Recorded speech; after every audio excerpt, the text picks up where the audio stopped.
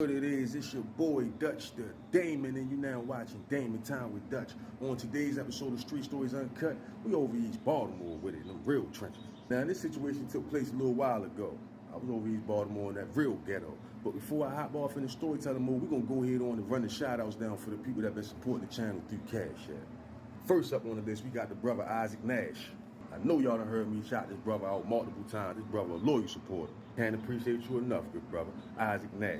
Next up on the list, we got the brother KS. This brother making his business to support. Sending hard-earned money in through Cash App. Appreciate you, brother KS. And last but not least, we got the sister Shannon Colbert. Sister, watch all my content. Loyal follower. Appreciate you, sister Shannon Colbert. Now that we got that out the way, let's go on and get it. Yeah, man, so back in the day, right?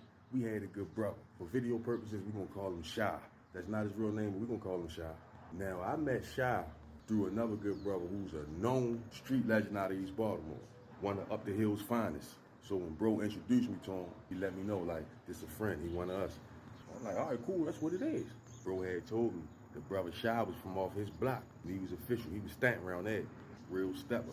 I'm like, all right, I took that and ran with it. Because when I got out of prison, bro, the one who I said is certified Baltimore street legend, he was like one of the few brothers I was keeping in contact with when I first got out.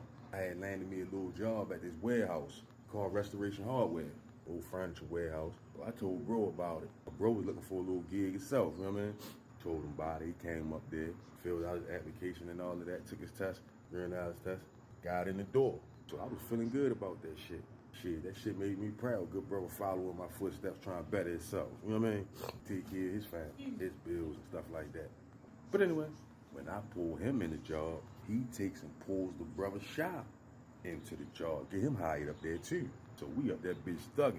3 good brothers working in the warehouse, you know what I mean?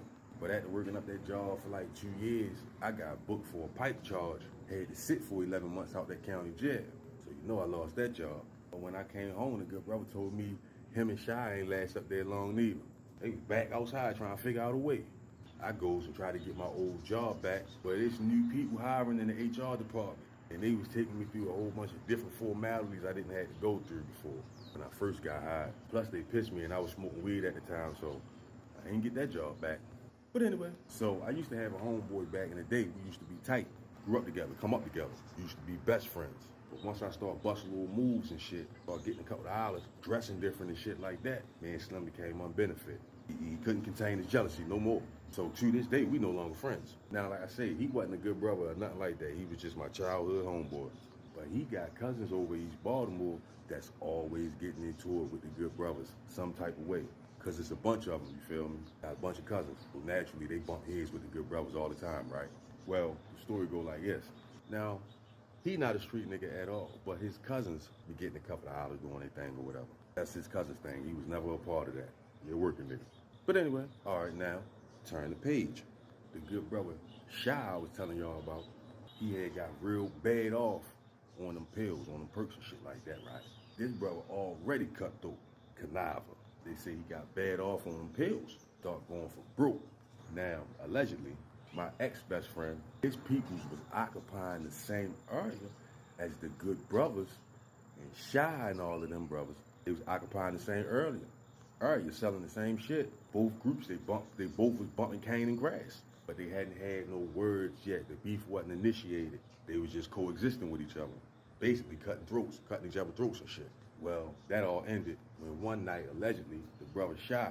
Now, one of my ex-best friends, they had a friend of the family that was close to their family, and he was the pill man. 30s, 15s, 10s, whatever kind of perk he had pills. So allegedly, the good brother Shy, not his real name, we're gonna call him Shy, called Slim up, tell him meet him, he's trying to get some pills. Now the beef hadn't even initiated yet, they ain't had no words or nothing, so he ain't think nothing of it, it's a sale. Good brother Shy tell him, boy, meet me up Harford Road by the such and such store. So Shorty's like, all right, I'm ready to pull up on him. Well, when he get there, it's dark, it's nighttime. He pull in front of the little store, little corner store. When he pulls in, the brother Shy hops out the other car, walk around to the passenger side, Shorty hit the locks, he jump in the car with Shorty. They in the car together. Now, allegedly, the brother Shy was supposed to be buying like 10 pills from him, perk 30s.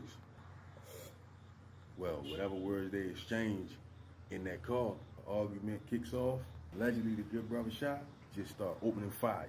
in the car from the passenger seat, hits Shorty in the head 3 times, goes all in his pockets, take the pills and the money, rummage through the car, and to add insult to injury, allegedly they saying he took his designer shoes off his feet and left him there, slumped in the car. Now because the store he was in front of was closed, wasn't no traffic coming back and forth, they found him in the car deleted the next day, with the engine still running. So naturally, when word get out that this happened, my ex-best friend and all his peoples, they on the warpath. Not him, but all his little cousins and his friends, and their friends, they ride around strapped up looking for niggas, looking for the brothers. And I'm in the middle of this shit, because these niggas like my family. I grew up with these niggas. They know my whole family, I know their whole family. Really like family. And they into it with the good brothers. And because I wasn't directly involved in it, I was staying out that shit. I ain't got nothing to do with that shit. Unless that shit come directly to me and I have to deal with it, I'm staying out that shit. But like I say, them boys riding around strapped, they in get back mode.